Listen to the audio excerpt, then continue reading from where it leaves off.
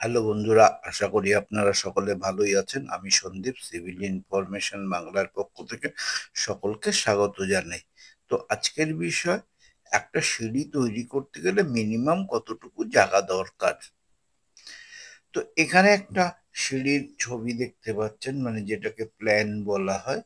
এখানে মাপগুলি দেওয়া আছে। 13 ফুট 6 ইঞ্চি এবং দুটো ফ্লাইট, ফ্লাইট 1, 2, এই দুটো মিলে 6 ফুট।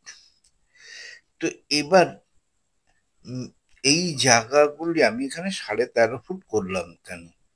তো আমাদের হচ্ছে দুটো ল্যান্ডিং, ফার্স্ট ল্যান্ডিং,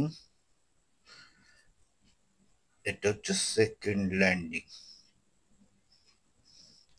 এই দুটো ল্যান্ডিং মিনিমাম হচ্ছে 3 ফুট করে জায়গা প্রয়োজন। এই যেখানে আমি 3 ফুট লিখেছি, 3 ফুট। কারণ 3 ফুটের কম হলে মালপত্র নিয়ে ওঠা বড় কষ্টসাধ্য হয়, যার জন্য সব থেকে কম হচ্ছে 3 ফুট জায়গা লাগে। তো এদিকে 3 ফুট গেল, এদিকেও 3 ফুট, মাঝে থাকলো হচ্ছে 7 ফুট 6 ইঞ্চি। তো এবার 7 ফুট 6 ইঞ্চি কি করে আমি এলাম?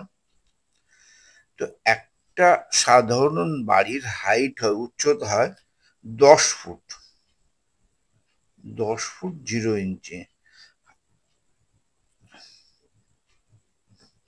of the building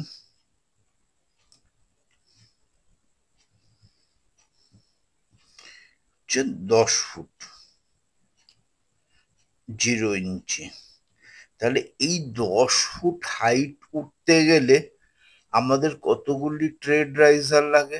আমরা জানি সাধারণভাবে ট্রেড হচ্ছে 10 ইঞ্চি হয়, রাইজার হচ্ছে 6 ইঞ্চি হয়।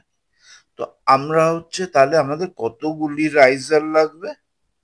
তো যেহেতু 10 ফুট, তাহলে 10 ফুট 0 ইঞ্চি, তার মানে আমাদের রাইজার লাগবে হচ্ছে 20টা, 20টা রাইজার লাগবে। এবার 20টা রাইজার হলে এক একটা ফ্লাইট, ধরুন এই ফ্লাইটে আমি ফার্স্ট ল্যান্ড, এই ল্যান্ডিং এখানে আসতে যাচ্ছি। তো এখানে আসতে গেলে আমার কতগুলি ট্রেড লাগবে? 10টা। তো যেহেতু ট্রেড আমাদের ওই ল্যান্ডিং এর মধ্যেই থেকে যায়, আমরা বুঝতে পারি না বা দেখতে পারি না, যার জন্য আমরা 9টা দেখতে পাবো। 1, 2, 3, 4, 5, 6, 7, 8, 9। ল্যান্ডিংটাই একটা ট্রেড 10।